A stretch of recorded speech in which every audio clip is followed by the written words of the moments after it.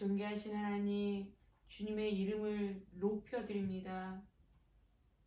오늘 한 날 가운데 우리의 마음을, 우리의 입술을, 우리의 생각을, 우리의 손과 발을 주장하여 주옵소서. 말씀을 들을 때, 말씀을 읽을 때 주님 말씀하여 주시고 그 말씀대로 한 걸음을 떼어가는 저희들 되게 도와 주옵소서. 예수님의 이름으로 기도합니다. 아멘. 예수께서 이렇게 쐐기를 박으셨다. 이것은 믿을 수 없는 훗날의 이야기가 아니다. 여기 서 있는 너희 가운데 그렇게 되는 것을 볼 사람들도 있다. 그들은 하나님 나라가 위엄 있게 임하는 것을 볼 것이다. 엿새 후에 그들 가운데 세 사람이 정말 그것을 보았다. 예수께서 베드로와 야고보와 요한을 데리고 높은 산에 올라가셨다. 그리고 그들 눈앞에서 그분의 모습이 완전히 변했다. 그분의 옷은 아무리 표백해도 더 하얘질 수 없을 만큼 반짝반짝 빛났다. 엘리야가 모세와 함께 나타나서 예수와 깊은 대화를 나누고 있었다. 베드로가 끼어들었다. 라삐님, 지금은 중요한 순간입니다. 기념비 셋을 세우는 것이 어떻겠습니까? 하나는 주님을 위해, 하나는 모세를 위해, 하나는 엘리야를 위해서 말입니다. 일행과 마찬가지로 눈앞에 광경에 놀란 베드로가 무심코 내뱉은 말이었다. 바로 그때 비처럼 환한 구름이 그들을 덮더니 구름 속 깊은 데서 한 음성이 들려왔다. 이는 내가 사랑으로 구별한 내 아들이다. 그의 말을 들어라. 잠시 후에 제자들이 눈을 비비며 주변을 둘러보니 오직 예수밖에 보이지 않았다. 산을 내려오면서 예수께서 그들에게 비밀을 지킬 것을 엄히 명하셨다. 너희가 본 것을 아무에게도 말하지 마라. 그러나 인자가 죽은 자들 가운데서 살아난 뒤에는 말해도 좋다. 그들은 죽은 자들 가운데서 살아난다는 것이 도대체 무슨 말인지 몰라 고개를 갸우뚱거렸다. 중간에 제자들이 물었다. 종교학자들은 왜 엘리야가 먼저 와야 한다고 말합니까? 예수께서 대답하셨다. 과연 엘리야가 먼저 와서 인자가 올 때를 위해 모든 것을 준비한다. 사람들이 이 엘리야를 업신여겼고 사람들이 인자도 똑같이 업신여길 것이다. 인자는 성경에 기록된 대로 심한 고난과 천대와 멸시를 받을 것이다. 그들이 산을 내려와 다른 제자들에게 돌아오니 주위에 큰 무리가 보이고 종교학자들이 제자들에게 따져 묻고 있었다. 예수를 보자마자 무리 가운데 반가운 기운이 일었다. 사람들이 달려와서 그분을 맞이했다. 예수께서 물으셨다. 무슨 일이냐? 왜 이렇게 소란스러우냐? 무리 가운데 한 남자가 대답했다. 선생님, 귀신 때문에 말을 못하는 제 아들을 선생님께 데려왔습니다. 귀신이 사로잡을 때마다 아이가 바닥에 거꾸러져 입에 거품을 물고 이를 갈면서 막대기처럼 굳어집니다. 선생님의 제자들에게 구해주기를 바라고 말했지만 그들은 하지 못했습니다. 예수께서 말씀하셨다. 하나님을 모르는 이 세대여, 내가 같은 말을 몇 번이나 해야 하느냐, 얼마나 더 참아야 하느냐, 아이를 이리 데려오너라. 그들이 아이를 데려왔다. 귀신이 예수를 보고 아이에게 발작을 일으키게 하니 아이는 입에 거품을 물고 바닥에서 몸을 뒤틀었다. 예수께서 아이의 아버지에게 물으셨다. 이렇게 된 지 얼마나 되었느냐? 어려서부터 그랬습니다. 귀신이 아이를 죽이려고 불속이나 강물에 던진 것이 몇 번인지 모릅니다. 만일 하실 수 있거든 무엇이든 해 주십시오.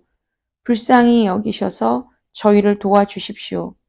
예수께서 말씀하셨다. 만일이라니. 믿는 사람에게 만일이란 없다. 모든 것이 가능하다. 그분의 입에서 말이 떨어지기가 무섭게 아이의 아버지가 부르짖었다. 제가 믿습니다. 의심하지 않도록 도와주십시오.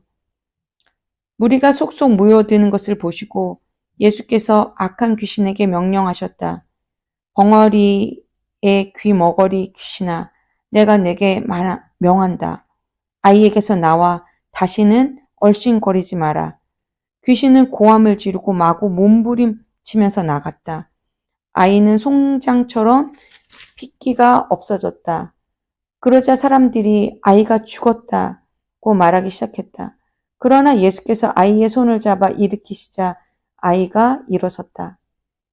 집에 돌아온 뒤에 제자들이 예수를 붙들고 물었다. 왜 저희는 귀신을 쫓아내지 못했습니까? 예수께서 대답하셨다. 이런 귀신은 기도가 아니고는 쫓아낼 수 없다. 그들은 거기를 떠나서 갈릴리를 지나갔다. 예수께서는 제자들을 가르치고 싶으셔서 아무에게도 일행의 행방을 알리지 않으셨다. 예수께서 그들에게 말씀하셨다. 인자는 하나님과 관계하기를 원치 않는 사람들한테 넘어질 것이다. 그들은 인자를 죽일 것이다. 죽은 지 사흘 후에 인자가 다시 살아날 것이다. 제자들은 무슨 말씀인지 몰랐으나 묻기도 두려웠다. 그들이 가버나움으로 갔다. 예수께서 집에 계실 때에 제자들에게 물으셨다. 너희가 길에서 토론하던 것이 무엇이냐? 불안한 침묵만 흘렀다. 그들은 자기들 가운데서 누가 가장 큰 사람인지를 두고 서로 입씨름을 벌였던 것이다. 예수께서 자리에 앉아 12 제자에게 말씀하셨다. 너희가 첫 자리를 원하느냐? 그렇다면 끝자리로 가거라. 모든 사람의 종이 되어라. 예수께서 방 한가운데 어린아이 하나를 세우시고 아이를 품에 안으며 말씀하셨다. 누구든지 이 어린아이들 가운데 하나를 나처럼 품으면 곧 나를 품은 것이고 또 나를 훨씬 넘어서서 나를 보내신 하나님을 품는 것이다.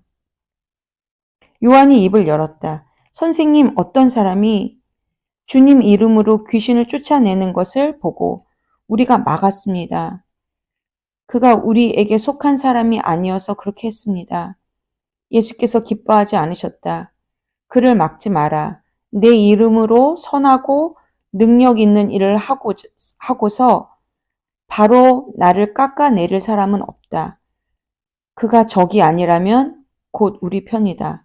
누구든지 내 이름으로 너희에게 물 한 잔만 주어도 그는 우리 편이다. 하나님이 반드시 알아주실 것이다. 그러나 너희가 어린아이처럼 순진하게 믿는 이들 중에 하나를 괴롭히고 못살게 굴거나 그들의 믿음을 이용하면 너희는 곧 후회하게 될 것이다. 차라리 너희 목에 맷돌을 달고 호수 한복판에 뛰어드는 편이 낫다. 내 손이나 발이 하나님께 방해가 되거든 찍어내버리라.